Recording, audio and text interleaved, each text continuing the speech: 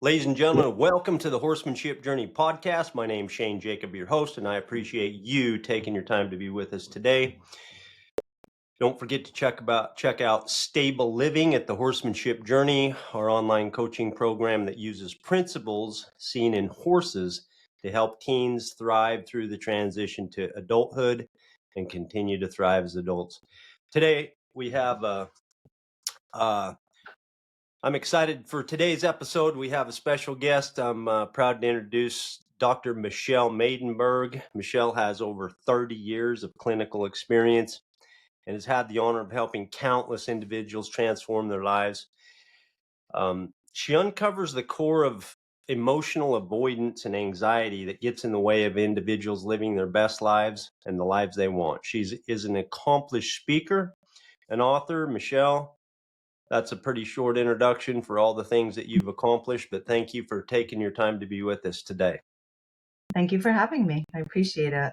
Right on. Well, tell us a little bit more about you for people who don't know you, or just, and then tell us, where did you begin and how did you get to be where you are? Thank you. So I wear many hats. I have a private practice in Westchester County in New York.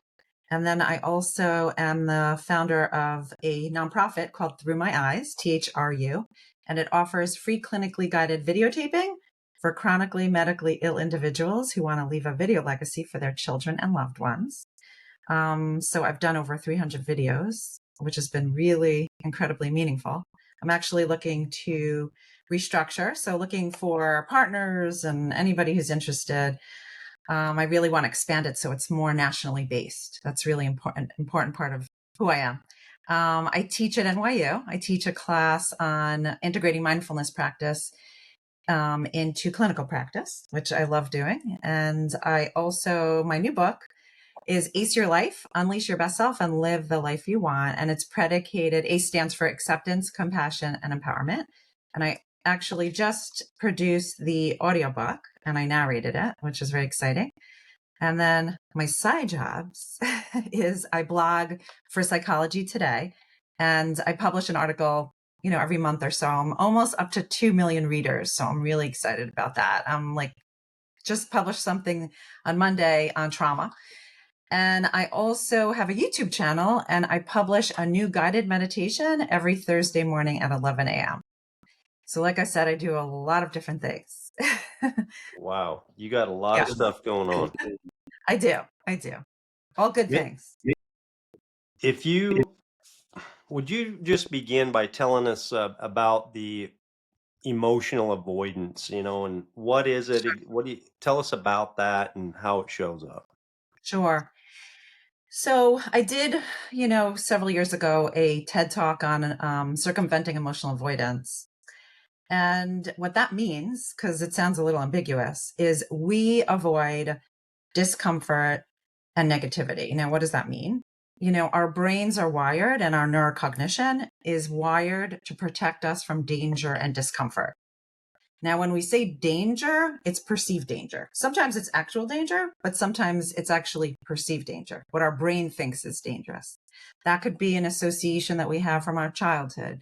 That could be, something that we construct in our mind based on our history, based on how we were raised social culturally and otherwise, So that includes negative emotions because negative emotions inherently is very uncomfortable. They're very uncomfortable. So what am I talking about? Sadness, disappointment, frustration, anger, and I could go on and on, right? We have a smorgasbord of negative emotions. Now, when we, deny, repress, and so forth, which is kind of mind games our minds do, we're also cutting ourselves off from positive emotions too. Our brains can't compartmentalize and say, oh, I don't want these negative emotions, but I'm going to only have these positive ones. It doesn't work that way. When we numb out or when we distance ourselves or cut ourselves off from negative emotions, we're doing the same with our positive emotions. So we're not really living our best life. We're not being our authentic self. And that typically, will unfortunately trail into our behaviors. It affects the way we behave. It affects negatively our relationships, and it leads to a lot of stuckness. So what I write about and what I'm all about is how to get through stuckness. Okay.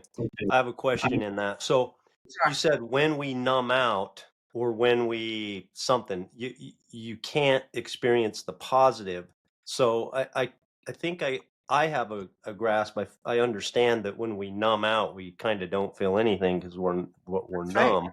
But but what if we're just trying to avoid? I'm wondering if you could just talk more Um, about just not being able to experience the positive and the things that we're doing to not have that happen. so avoidance is a big part of an adaptation or a coping skill, right? Avoidance. So what do we, avoidance takes on many forms. We could distract, right? We could repress. There's a lot of things our mind and by the way, sometimes that's really helpful. So I could tell you personally, when I was a child, I did a lot of repressing, a lot. But guess what? It made me into the person I am today. So it was really valuable and helpful for me. But guess what? As an adult, not so much. So I find myself slipping into repressive states where I've gotten much better. So things kind of come up for me and come into my consciousness awareness a lot sooner than they used to. Sometimes it would be months or even year. So my mind was protecting me and that was great. But guess what? Avoiding negative emotions is actually not helpful and could be actually counterproductive. Why? Negative emotions are beneficial because it actually connects us to what's important to us and it connects us to our higher order values. And we need to know about that so that we're actually behaving in a way that we're proud of, that increases our self confidence, that gets us closer to being the person we want to be. So when I am disappointed, for example, that is such important information. And I could actually be proud of my disappointment. If I, let's say, wasn't my best self in terms of my parenting, right? I had a bad parenting moment, a negative parenting moment. If I'm disappointed by that, that's a good thing. I could be proud of myself that I didn't feel like I really leaned into my parenting values in the way that I wanted to that particular day. And I could say to myself, you know what? I really wasn't my best self. And I'm disappointed that, I got triggered and I acted out. And tomorrow I'm going to do a better job. I'm going to really focus and be present with my parenting because that's how I want to be and who I want to be. So is the key?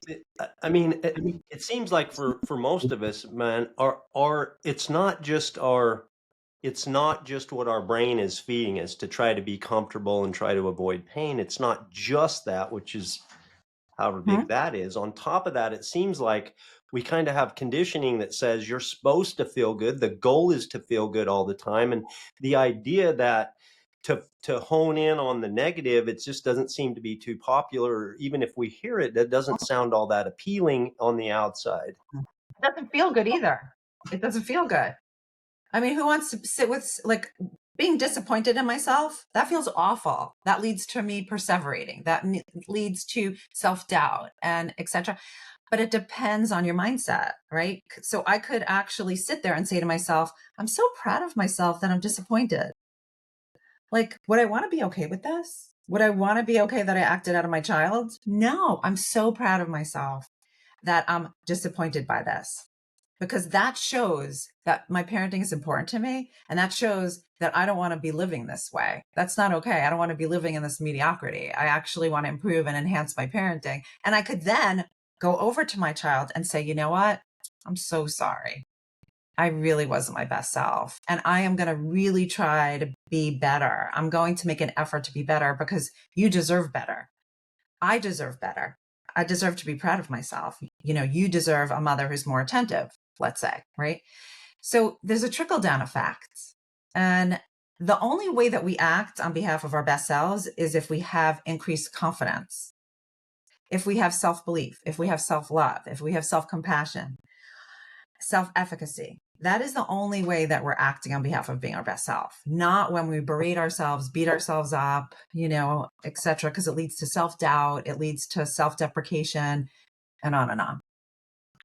Okay, so you were suggesting that the way that we frame what's happening. So, for example, in your example, if I had a moment with my kid that I was a bad parent, and I recognize that I want to embrace the feeling that it feels bad, and then I want to frame it or make meaning and tell myself my story is going to be, hey, you feeling bad about this is a good thing. Good job, Shane. You're feeling bad because that means that that this is important to you, and then somehow it's going to help me to have the confidence to go and repair and change. Yes. And to change your behavior, looking forward into the future. You talked about something called toxic positivity before, right? Like we have these glorified messages all over the place on how we're supposed to always be feeling good. Yes. You know, I wrote an article on the about toxic positivity, and I wrote about like how positive affirmations and gratitude and all of these things, although they're extremely helpful for many people, there's an underlying recurrent message is that we should be happy all the time, and when we're not, there's something wrong with us, and we should quickly become happy when we're unhappy. And again, no, based on our humanism, we are entitled, and it actually is useful for us to go into a spectrum of emotions. That's being a human being.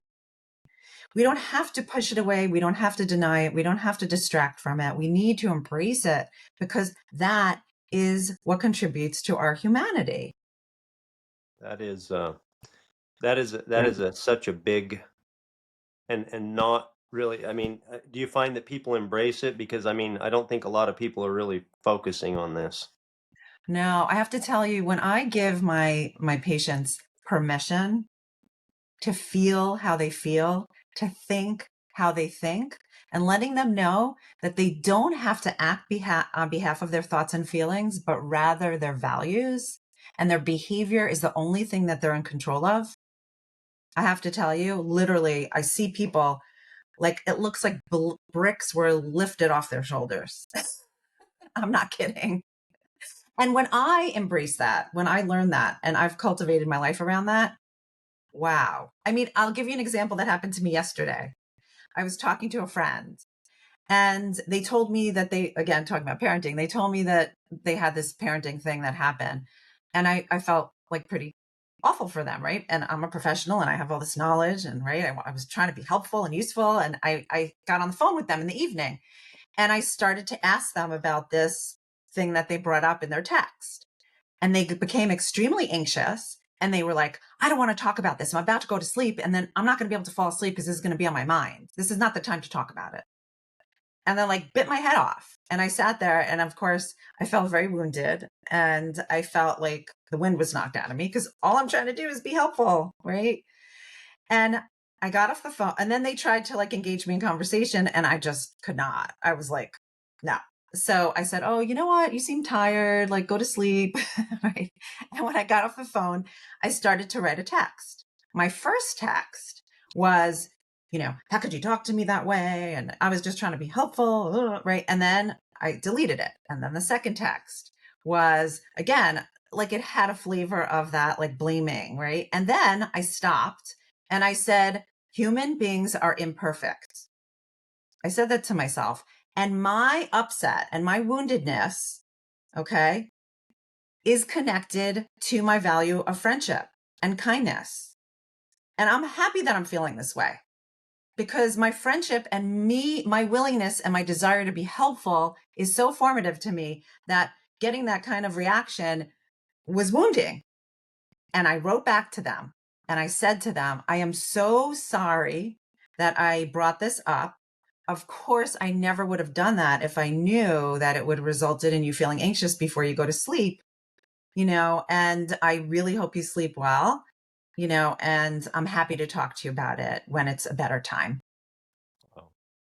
Wow. And the person and by the way, if I didn't do that, I wouldn't have been able to fall asleep. I just want you to know because all I want is always to be so helpful and kind. And I would have been so disappointed that it didn't come across that way.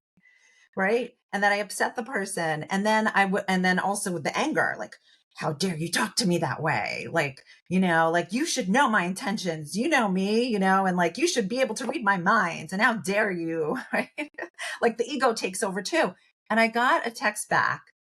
Thank you so much for understanding, and I really appreciate your kindness. Wow. And whew, I felt, first of all, I felt so empowered because I didn't let those overarching wounded feelings take over and affect my behavior. I connected to the person and I was able to be compassionate because I was able to understand that their parenting is so formative to them that they would get anxious because they weren't in line with their parenting values. And I was appreciating that about them rather than condoning them. And what a difference. So that's a great example, and I'm thinking that in that example that you gave, that there was some steps that maybe you could break down, because there. So what exactly are the steps, or what do you Great recommend for question. steps to cope when we're feeling this way? Because I know, uh, I sometimes I don't have time for steps. I mean, I'm kind of reacting right now. So what? You always Tell, have time for steps.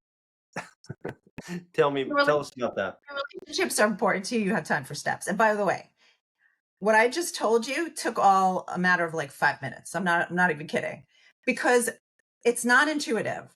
It is not intuitive. Like when we get triggered, and by the way, that's my next book. When we get triggered, like we go from 0 to 5, like in a second. And if I say to you, oh, like, how did you go from 0 to 5? And this is true of any habit, whether it's overeating or whatever, right? I didn't think. It was in my mouth. I don't know how it got there, right? Yeah. We say that about everything. That is not the truth because when I slow people down and I say, what were you really thinking? They're able to say to me, well, I shouldn't have had that because, I had enough calories today, or all the kind of rationalizations that go through our mind in the interim that we're not paying attention to because we're on autopilot, right? So just so the steps really is to be very intuitive and to have self-awareness, you know, and that could be what's going on, even asking yourself the question, what's going on in my thoughts? Like, what am I thinking? How am I feeling? And what's going on in my body? And what behavior is being prompted from all of that. Okay. And that takes all of a second, literally. So I felt in that moment rage, a lot of rage. Like my body was like, like I was, if somebody was there, I could, punch him out. um, and I felt it. I felt like the steam and the heat coming up through my face. I felt my heart palpitations. Like I felt it. I was like, oh boy, like we don't want to be reacting right now. Not a good idea. Right. So I said to myself, like, and I went through that step. I said, what is going on for me right now? And I realized that I wasn't being compassionate to myself or the person. And I stopped and I used a cue. My cue was everybody is an imperfect human. That was my cue for myself. And that's what I've cultivated because that helps me to tap into my compassion when I feel like I'm being discompassionate, which tends to happen, right? Because when I was younger, when I was a kid, I felt like the other all the time. So my way of kind of feeling accepted and whatever was to other people. So I know that about myself. So when I'm able to recognize that, like, you should know how I feel, like what you said was wrong, right? I'm shoulding and shoulding. Yeah. That's taking away from my compassion. And I know that about myself because I've learned that. And that's not who I am authentically. That is based on my triggers. That's not my authentic self. That is my possessed self, literally. Right. So once you get that self, and by the way, my book, that this is my life's work. So it's a culmination of all of those exercises and tools and skills that help to go cultivate what I'm talking about. Okay. All right. You ready to walk me through what's going on with me? You ready for an example? Yes. Okay. So right before Uh-huh. This podcast, right before I said hello to you, within a minute or two before this call started, this episode, Mhm. I had I had a employee who he's a new employee and he couldn't cash his paycheck. He actually gets a paper paycheck and he couldn't cash it because our payroll people had misspelled his name. So we had asked yesterday. Um, the gal in the office said, "Could you correct this so we can give him a new paycheck so he can cash his check?" It's really important to this kid, right?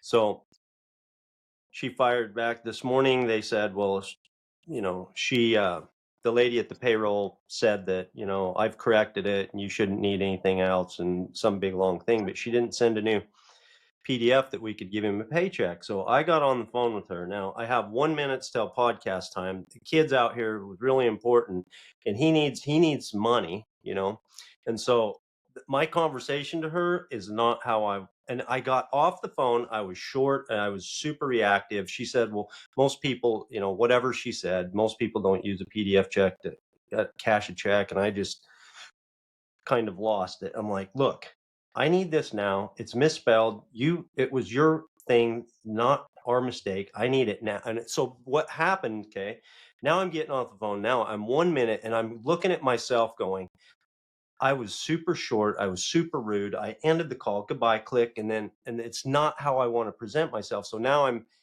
just trying to deal with, so tell me, help me through this. I love that example. Yay. So I'm going to say to you, like I would say to you, what is going on for you?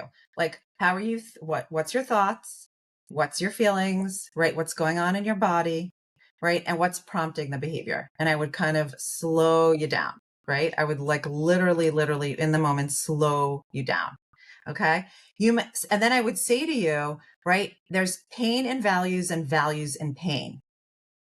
Right? You are triggered in the moment. Now we have this sense that people trigger us. No, we get triggered. People don't trigger us. And when you get triggered, that is amazing because it leads you to understand what still needs to be healed within you. Okay. So I would say to you, right? Like I said, there's pain and values, values and pain. What value is getting rubbed up against for you that's leading you to have that intense reaction? Because that's old, that's not new. And it could be a number of things, I'm guessing, right? Because you were really looking out for this kid, right? And you were maybe feeling like anxious or frustrated because this kid was in need of this money. And that was prompting something in you. So, what value do you think that was rubbing up against for you? Okay, so there is truth in that. Right now, I have so much like I almost feel shame. I'm like disappointed, in me because I don't want to treat people like that. But coming from, but I Which was, do, I let me do. let me stop you there. Okay. So good for you. I'm so proud of you that you're disappointed by your behavior.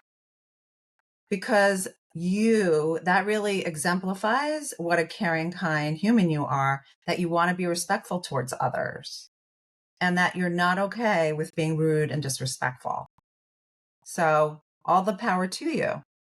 And you could actually amend that, right? So, there's things you could do. And that would, you know what you need to do, right? You could call her and apologize, right? You could really, kind of think about what that kind of brought up for you. So amazing that you're so conscientious about your behavior towards others. Oh, wow. Amazing. Yeah. So, but let's get to the root, right? It could be like her behavior. In other words, somebody maybe taking people seriously or expediting, when somebody's in pain or in need, or advocacy for the underdog, or I don't know what that is for you. That it's rubbing up against something very fundamental to you. And I wonder what that is. Um, it could be. I'm thinking that it either could be, I take a lot of personal concern with being very clear that we pay people on time every week. Period. There's you don't have to worry about your check cashing, except in this invoice Yeah. case. And so So, I consider that, but I don't. what is? So get deeper. What is that about for you? What value does that speak to? Right? Like saying you're going to do something and following through on it, right? And it could be, like you said, it could be responsibility, right? It could be conscientiousness. It could be, what is that for you? Yeah, I think that I want to present that I am dependable and responsible. When you Beautiful. come to work for me, that you know that mm, that there's no, I want to be dependable. I want you Okay. to see me as dependable. So Shane, that is an incredible value of yours. Really.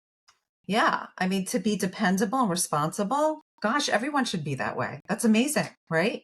So when that's rubbed up against, that is going to cause you pain and you're going to get triggered and react to that.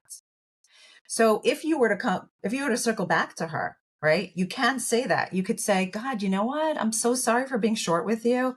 I realize that being, the perception that I'm dependable and responsible, that value is so core to me that when that's rubbed up against, I really have a very strong visceral reaction to that. And I took it out on you. So, and that wasn't fair because I really want to be a kind and caring person. That's who I authentically am. Yeah, so I am really sorry. I'm really sorry that I acted out that way. Yeah, I apologize for that. And then you could say to yourself, gosh, me being dependable and responsible is so critically important to me that that triggered me. And I am going to express that in a compassionate way next time. And I'm not going to let the anger and rage, right, take hold of me because I'm going to be more clear about that for myself. Wow, that is incredible, and I am gonna make that call when when this episode ends. I'm gonna make that call because you know what, you saying that and me hearing it's changing the way that I'm. It's changing. It's like, oh, you feel that way, and it's okay, and that's a good thing, and but and it's also okay that and that I can go back and fix it. I can make amends because I don't want to treat people that way. So super helpful. I mean, I think you've unpacked it excellent. You could have an uncaring moment and not be an uncaring human. All that happened in that moment is it rubbed up against fundamentally who you are and who you want to be. And that's okay. You're human. Like we all have our human moments. That is an incredible impromptu moment you had here with me. I appreciate that. Good. That's the way it Um, works. right on. That is how it works. I think that did work very well. I'm excited to make Okay. that call. I'm feeling a little bit nervous about it, but I'm going to do it. I'm going to Oh, make that call. yeah. Now you got Uh, me curious how it's going to go. We'll I'll have to send you a follow note up. after. That's the next episode, the follow up of how the call went.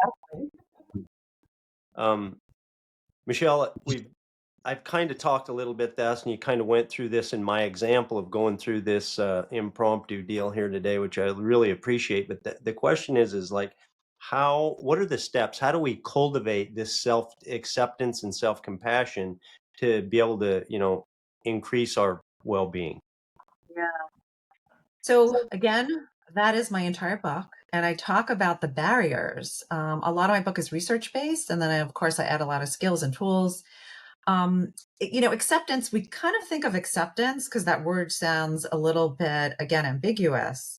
And we think about it as, oh, we need to accept who we are, the good, the bad, the ugly. It's not that. It's kind of noticing who you are. So again, you notice that you became rageful or kind of, again, irritable, I'm going to say, when your value was rubbed up against. And for me, I felt wounded when my value was rubbed up against. Now, that doesn't mean that there's something wrong with us. It means that in those given moments, just because, let's say, I'm disappointed and I could be, um, you know, discompassionate in that moment doesn't mean I'm a discompassionate person. And that's what we do. We take one moment of behavior and we actually exaggerate it to who we are and what we represent. And that is not at all, that's not a truth. The truth is we could be discompassionate in a moment and still be a compassionate person. The issue is we do not learn these skills. It's not taught anywhere. I mean, in our school system, the stress is on academics. I remember, I could tell you in my kids' school, I stressed to them the importance of having curricula around social emotional intelligence, life skills. And I even gave them a way to do it at no cost. And you know what? Guess what? Guess what I came up against? I'm sorry, we don't have time, right? Academics are more formative, and that's the most important. You know, constantly up against this. The issue is if we don't culminate these skills, it affects our relationships, it affects our careers, it affects everything about us. And I see kids um, who learn these skills and they thrive as young adults and they thrive as adults because I've seen people over a period of many years. And I see adults who are suffering because they've never, ever culminated these skills. Even parenting, if you think about it, how do we learn our parenting skills? We learn by modeling how our parents parented us. And how did they learn? From their parents parenting them. I could tell you, my family, there's a lot of intergenerational trauma. Gosh. Okay. Great.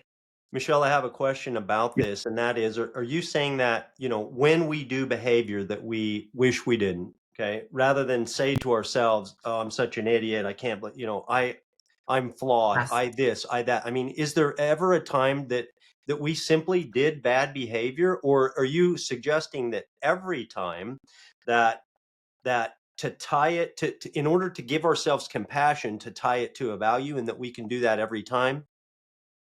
Absolutely. We're not bad people. Just because we act out in a negative way, it doesn't make us bad. That is so self deprecating. If we see ourselves as bad every time we act in a way that's not in accordance to our values, that makes us remote from our values, again, that doesn't give us the confidence and the self belief that we could be better. That's part of the problem. Like that doesn't lend to our self efficacy. If I don't believe that I could do better and I could be better, I'm not going to bother. I'm just not. I'm going to shut down. So I don't believe, like, listen, this is research. Like there are people in the jail system. Okay. And if you do a survey in the jail system, and this has been proven, I think over 90, up to 95% of people who are incarcerated have trauma. Yes. And the difference between a person who thrives and is resilient and those who don't are having one person in their life, one person. It doesn't matter if it was a coach, it doesn't matter if it was a grandmother, it doesn't matter who it is that actually believed in them. No one's born into this world with bad behavior. I'm sorry. Look at little kids. Observe little kids. They are curious. They are playful. Like they could be sitting in the mud, like throwing mud at each other, and they are pigs and shit, like literally, right? We're the ones who come up and thwart their creativity and we say, stop it. You're not supposed to do that. That's horrible. What are you doing? Like you're getting all dirty. They don't care care that they're getting all dirty. They're just having fun. And all they are is perpetually in the present moment and enjoying themselves. We're the one who thwarts those pieces of those gems. It's our fault. That is Yeah. so incredible. Um, last thoughts today. This has been a super conversation. I appreciate it. What would you last thoughts? I can't believe the time's already gone. We could talk for I forever, know. but what what would you Yeah. like to leave us with today on the horsemanship journey, Michelle? Just that life is, I can't say this enough, and only because I have a practice where I see people who really suffer, you could imagine, right? That's why people come to me. And life is so short and so fleeting. Like, I cannot say that every moment we have these moments that we could lean into being our best self. We could lean into helping others and having a life full of meaning.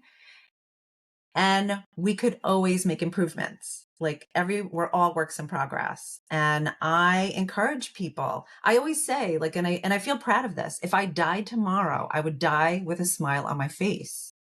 And I really do feel that way. And I wish and I pray that everyone feels that way. Like that is the way to be living. And I don't care if, God forbid, your, ending is at, 40 or it's at like 95. Every moment is accounted for and needs to be taken seriously. And again, we see what's going on in the world. There's like suffering all over the place. Yeah. Michelle, thank you again. I appreciate you. Where could people tell us a little bit, the book again? I can't wait to get it myself and hear it. Sure. I'm gonna try the audio. Tell it. There we go. Here it Ace Your is. Life. And Ace then Your Life. where do people Uh, find out more about you? My website is a great place because it has like all the information, but it's my name. It's www.michelle, which is two L's, Maidenberg, MAIDENBERG.com. And it has links to my books. And again, you could find me on YouTube. You could find me on Psychology Today. I just want to help people. That's my mission in life. Well, you've helped us here today. We appreciate your contribution to the Horsemanship Journey podcast and to the world. Like I said, I'm looking forward to your book. Thank you again, ladies and gentlemen. I'm sure Michelle Maidenberg. Thank you for having me on. It was so nice to meet you.